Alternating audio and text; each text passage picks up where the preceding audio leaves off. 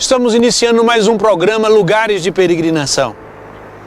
Hoje nós estamos aqui em Ávila, uma cidade espanhola, uma cidade com uma riqueza extraordinária histórica. E nessa cidade nasceu Santa Teresa de Jesus.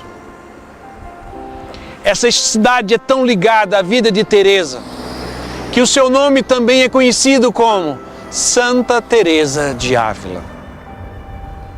E eu convido a você para que durante este programa você possa, conhecendo a vida de Santa Teresa, fazer um caminho de descobrimento da vida interior e da vida de oração. Porque Teresa é a grande mestra de oração. Conhecer a Teresa é conhecer verdadeiramente um caminho de oração. As muralhas de Ávila são o grande símbolo dessa cidade.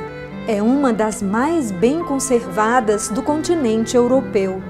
Tem uma extensão de 2,5 km, com 88 torres dispostas a cada 20 metros, tornando Ávila uma cidade-fortaleza.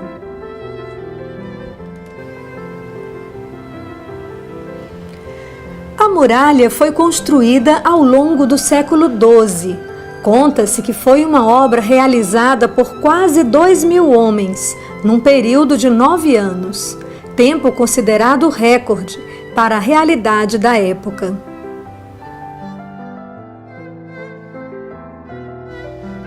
Independente do tempo que foi necessário para construí-la, a muralha é algo impressionante. Sua imponência é o que primeiro chama a atenção quando o viajante se aproxima de Ávila, deixando-o impactado com a visão da mesma.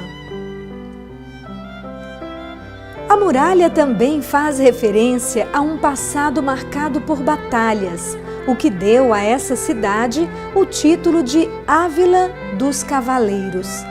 É nessa cidade, com batalhas, castelos, torres e comandantes, que nasce Santa Teresa de Jesus. Em seus escritos, vemos como este ambiente marcou sua vida e sua forma de ver o mundo. Em sua obra-prima, chamada Castelo Interior ou Moradas, ela diz: "Falo de considerar a nossa alma como um castelo todo de diamante."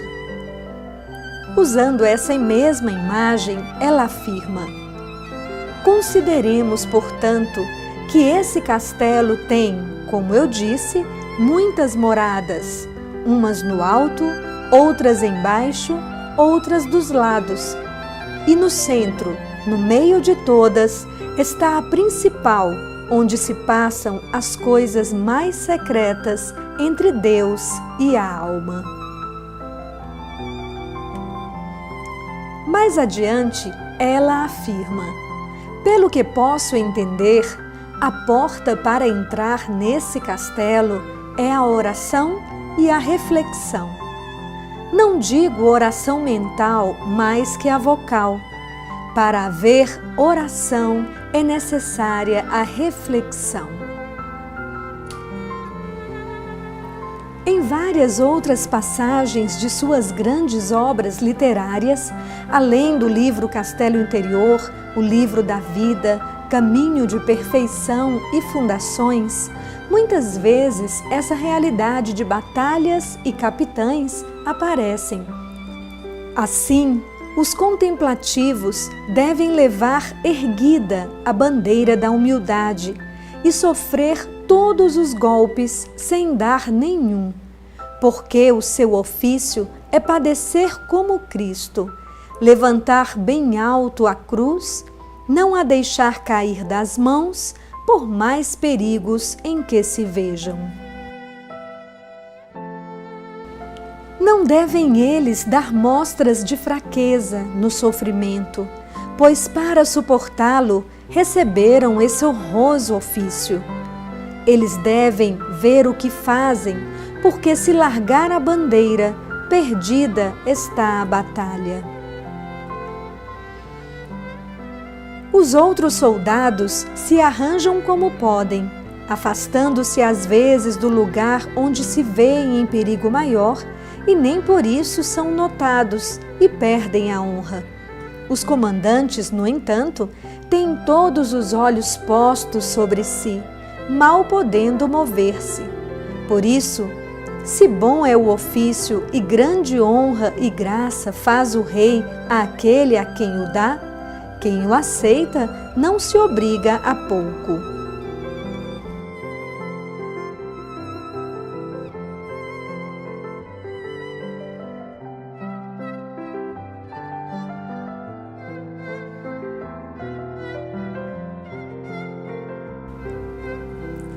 A Catedral de Ávila é considerada a primeira catedral gótica da Espanha. Tem uma particularidade: suas paredes de trás fazem parte das muralhas da cidade.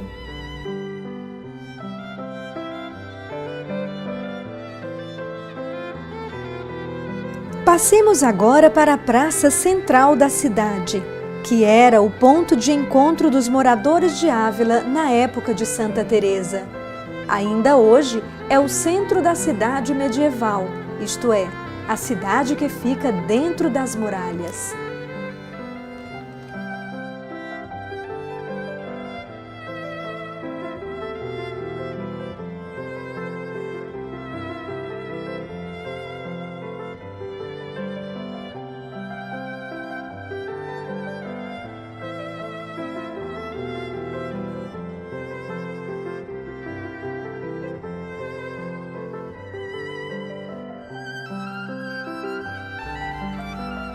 Depois de passar pela praça central da cidade, o peregrino chega ao convento da igreja de Santa Teresa, que foi construído no local onde era a casa dos pais da santa. O pai de Teresa chamava-se Dom Afonso Sanches de Cepeda. Nasceu em Toledo, mas viveu a maior parte de sua vida em Ávila. Casou-se 2 vezes. E Teresa é filha do segundo casamento de seu pai com Beatriz de Almada. Nos 2 casamentos, Dom Afonso teve no total 12 filhos.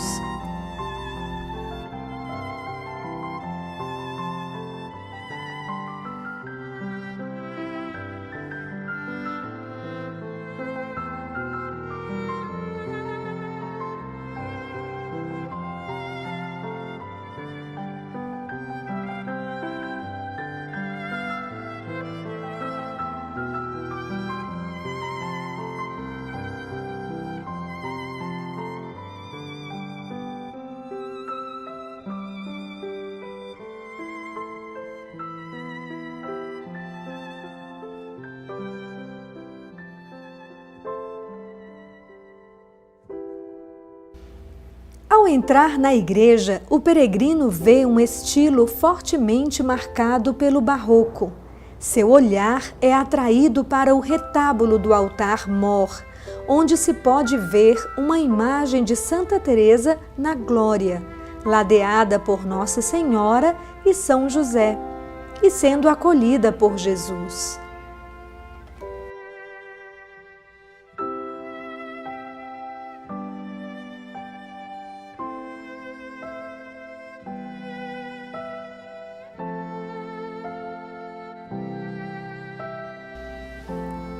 Podemos ver agora o local onde provavelmente estava o quarto onde nasceu Santa Teresa, decorado com o estilo da época.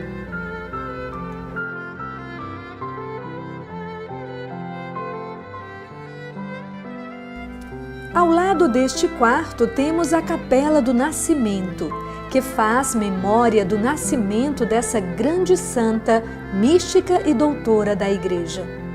Ela nasceu no dia 28 de março de 1515.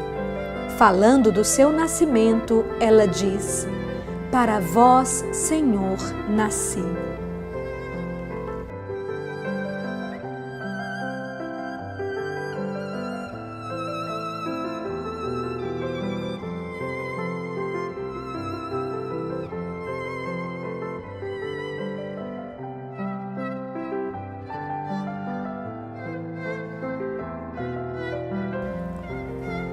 Na parede desta pequena capela, vemos pintadas cenas da vida de Teresa, especialmente as grandes graças místicas recebidas ao longo de sua história. Destacamos a imagem onde Jesus entrega um prego, como sinal do seu matrimônio espiritual, mostrando que esta união está marcada com os sinais da cruz.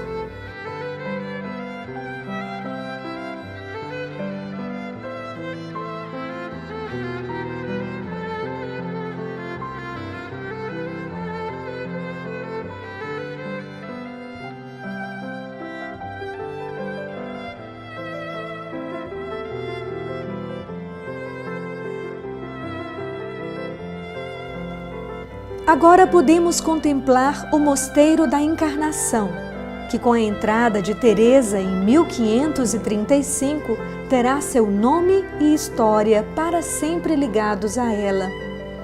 O mosteiro fazia parte da Ordem Carmelita da Antiga Observância, que teve seu início com os eremitas, no Monte Carmelo, na Terra Santa. É nesse mosteiro que Deus vai realizar uma grande obra de conquista do coração de Teresa.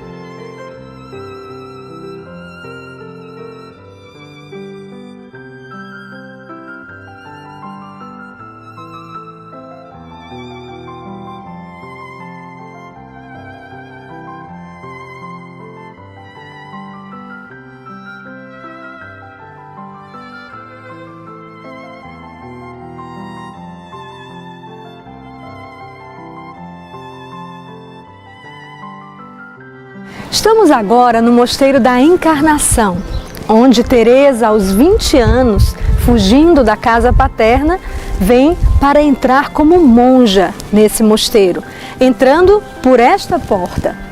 Teresa vive aqui durante 30 anos, a primeira vez como monja e depois ela volta em 1571 como priora deste mosteiro.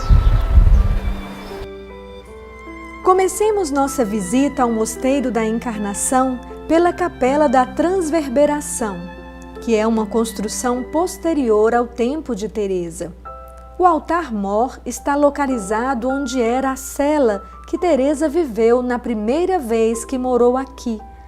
Nesta cela foi se realizando toda a obra de amizade entre Deus e Teresa. Deus, na sua infinita misericórdia, foi atingindo-a de diversas formas, inclusive por meio de fenômenos místicos, como a transverberação, descrita por ela no Livro da Vida. Quis o Senhor que eu tivesse algumas vezes essa visão. Eu via um anjo perto de mim, do lado esquerdo, em forma corporal, o que só acontece raramente. O Senhor quis que eu o visse assim. Não era grande, mas pequeno, muito formoso, com o rosto tão resplandecente que parecia um dos anjos muito elevados que se abrasam. Vi que trazia nas mãos um comprido dardo de ouro, em cuja ponta de ferro julguei que havia um pouco de fogo. Eu tinha a impressão de que ele perfurava o coração com um dardo, algumas vezes atingindo-me as entranhas. Quando o tirava, parecia que as entranhas eram retiradas e eu ficava toda abrasada no imenso amor de Deus. A dor era tão grande que eu soltava gemidos, e era tão excessiva a suavidade produzida por essa dor imensa que a alma não desejava que tivesse fim, nem se contentava senão com a presença de Deus. Ao passarmos para a imagem da capela, que é do período da vida de Santa Teresa nessa casa, recordamos que a vida da santa não foi sempre de decisão firme pela santidade, nem muito menos só de orações com fenômenos místicos. O convento da Encarnação marca, de forma especial, Os 18 anos em que ela viveu dividida entre a vida interior profunda e os passatempos no locutório, como ela mesma descreve no livro da vida. Naveguei nesse mar tempestuoso durante quase 20 anos, caindo e levantando-me mal, pois voltava a cair. Era tão pouca a minha perfeição que quase não me importava muito com os pecados veniais. E embora temendo os mortais, nem por isso me afastava dos perigos. Eu nem me alegrava em Deus, nem me alegrava no mundo.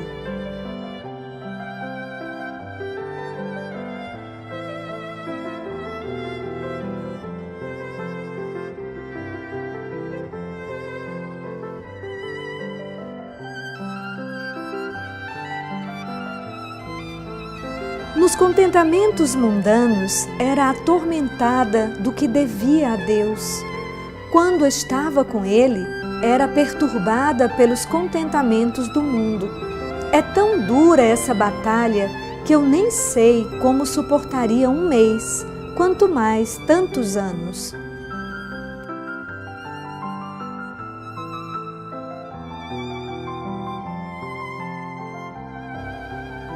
Na experiência desse período de bastante conflito, Santa Teresa dá um grande ensinamento para a vida de oração.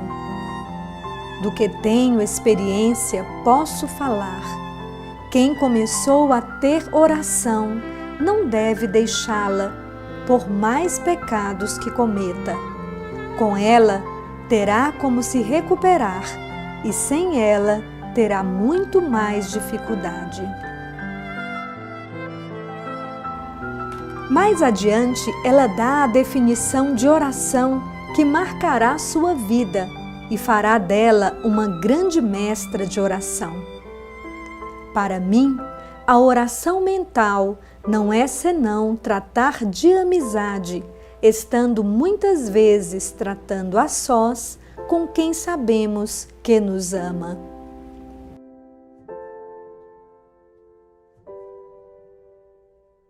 Ao entrarmos por essa porta, que Teresa entrou em 1535, convidamos você a percorrer a aventura desta grande andarilha e fundadora de conventos em toda a Espanha. Esta aventura, antes de ser externa, é uma aventura pelos caminhos interiores do coração, para lá encontrar-se com Deus.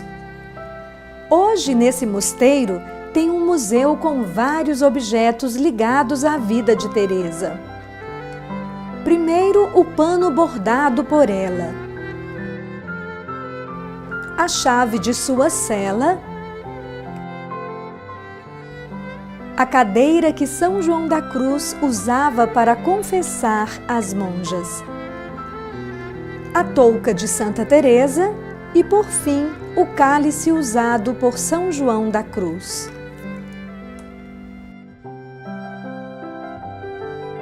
Ela vivia num ambiente do Mosteiro da Encarnação.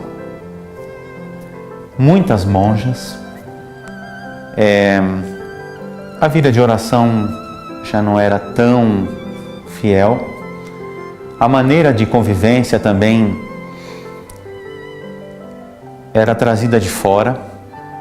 Se uma pessoa era nobre, tinha mais posses, ela trazia. Então tinha uma cela, né, um quarto maior, tinha regalias. As mais pobres tinham quartos menores e às vezes até passavam fome, as mais simples. Então Teresa olhou, observou, conviveu com tudo isso. E é claro, a graça de Deus começou aí a agir no coração de Teresa, na vida de Teresa. E foi aí que ela começou a ter essa experiência de Deus. E tendo essa experiência de Deus, quando uma pessoa tem a experiência de Deus, ela não consegue ficar parada. Ela experimenta algo tão bom, tão profundo, que depois ela quer compartilhar com outras pessoas. E foi o que aconteceu com Teresa. Ela fez uma experiência tão profunda da presença de Deus, deste Deus que caminha, deste Deus amizade, desse Deus que está aí conosco, que ela disse: quero criar um ambiente para que outras pessoas possam também viver esta experiência. Então foi aí que começou esta reforma. Então, a primeira coisa, ela queria conventos com poucas monjas. A princípio eram 12, a imitação do colégio apostólico. Para quê tão poucas monjas? Para que a convivência fosse mais próxima, para que uma pudesse conhecer melhor a outra. E, a partir daí, gerar um convívio mais profundo, onde, com a convivência com o outro, eu também me conheço melhor. E um ambiente de silêncio. Encarnação, muitas monjas. Difícil manter o silêncio. E poucas monjas, com uma vida mais simples, se podia manter um silêncio maior. E aí sim, nesse silêncio, uma maior intimidade com Deus. E essa intimidade com Deus, ela vai ter seus frutos. E os frutos vão se dar na convivência. Uma verdadeira e autêntica experiência com Deus transborda na vida.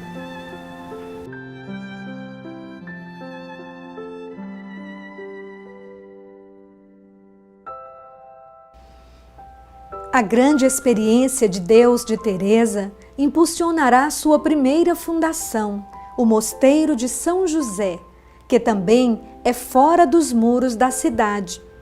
Esse mosteiro guarda muito da austeridade da época da sua fundação e também vários objetos ligados à vida da santa, que reproduzem muito do ambiente da época, de como eram as celas e até objetos como a cela de montaria que ela usava para fundar os mosteiros na Espanha.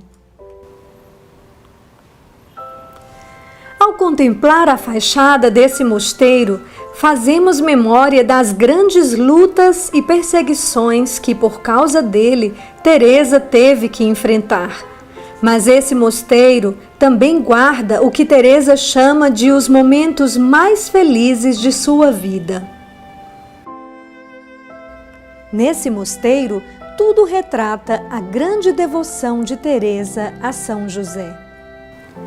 Sobre ele, ela diz: assim tomei por advogado e senhor o glorioso São José, encomendando-me muito a ele. Vi com clareza que esse Pai e Senhor meu me salvou, fazendo mais do que eu podia pedir, tanto dessa necessidade como de outras maiores referentes à honra e à perda da alma. Não me lembro até hoje de ter-lhe suplicado algo que ele não tenha feito. Espantam-me muito os grandes favores que Deus me concedeu através desse bem-aventurado santo e os perigos, tanto do corpo como da alma, de que ele me livrou. Se a outros santos o Senhor parece ter concedido a graça de socorrer numa dada necessidade, a esse santo glorioso, a minha experiência mostra que Deus permite socorrer em todas, querendo dar a entender que São José, por ter-lhe sido submisso na terra, na qualidade de pai adotivo, tem no céu todos os seus pedidos atendidos. Nós estamos agora na capela primitiva do Mosteiro São José, primeiro mosteiro fundado por Santa Teresa d'Ávila. Aqui, no dia 24 de agosto de 1562, foi celebrada a primeira missa, as primeiras monjas receberam o hábito e foi entronizado o Santíssimo Sacramento. Nos anos em que Teresa viveu nesse mosteiro, foi sendo plasmada uma grande transformação. Ela percebe que a Igreja precisa de sua oração e missão, e assim começa a mergulhar num caminho de santidade eclesial e missionária, através da fundação de novas casas, que não só reformaram o Carmelo, mas toda a igreja foi influenciada por esse grande processo que ela vivenciou. Estamos diante do convento de São José, na cidade de Medina del Campo. Este convento foi a segunda fundação de Santa Teresa, na data de 15 de agosto de 1567. Mas o que mais importante aconteceu dentro deste convento foi o encontro de Santa Teresa de Jesus com São João da Cruz. Nesse encontro, Teresa convida João da Cruz a fazer parte da reforma carmelitana, fundando o ramo masculino. Esse encontro terá uma grande consequência para o Carmelo, mas mais ainda para a Igreja e para a humanidade inteira. Como fruto desse encontro histórico, no dia 28 de novembro, em Duruelo, na Espanha, aconteceu a primeira fundação dos frades descalços.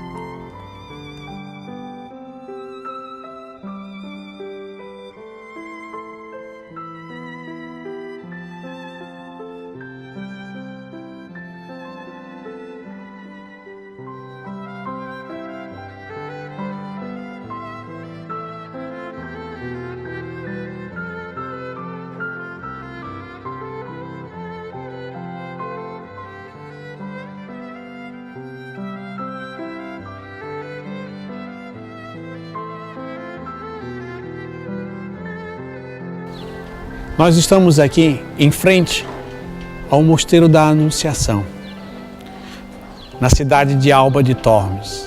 Santa Teresa passou seus últimos 15 dias de vida neste mosteiro, na qual ela entregou sua alma a Deus. Ao lado do mosteiro tem a igreja, aonde está o corpo dela. Então eu convido a você a, junto comigo, entrar na igreja para um momento de oração para esta grande santa que deu a sua vida a Deus em favor da humanidade.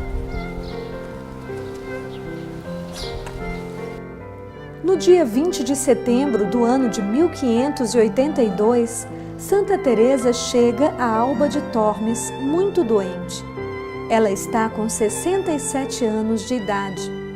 No altar-mor desta belíssima igreja estão os restos mortais dessa grande santa, que ao longo da vida, por caminhos tortuosos, foi cada vez mais se identificando com o Cristo.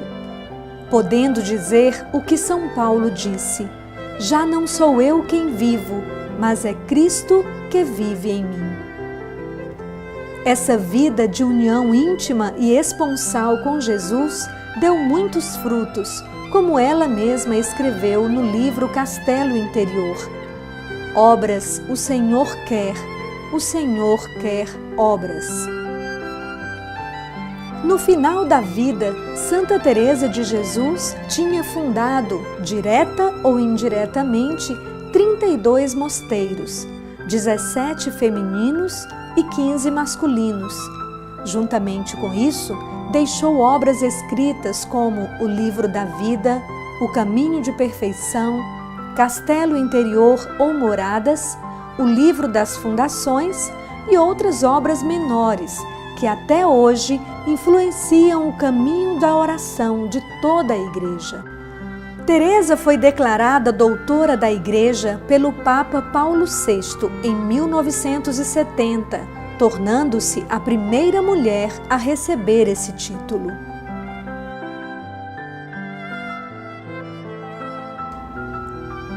Agora nos aproximamos das relíquias do coração e do braço de Santa Teresa.